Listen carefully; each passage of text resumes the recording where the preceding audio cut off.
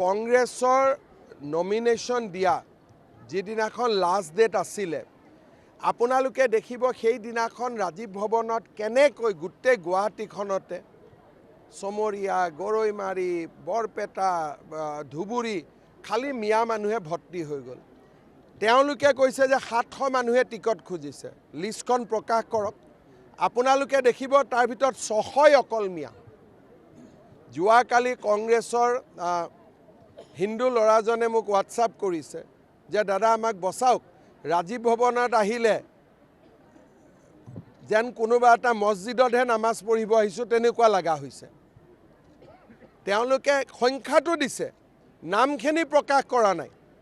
আপোনালোকে তেওঁলোকক কওক যে আমাক নামখিনি দিয়ক, কোনে কোনে টিকট খুজিছে। 750ৰ ভিতৰত 600 মান অকল মিয়াই টিকট বিচাৰিছে আৰু 50,000কৈ মিয়াই টকাও দিছে ৰাজীৱ ভৱনত। ঘূৰাই নাপাওঁ বুলি জানিও দিছে। পুঁজি সংগ্ৰহ নহয়, মিয়াই বিজেপিক হৰুৱাবৰ কাৰণে সেইটো একচুৱেলি দানে দিছে।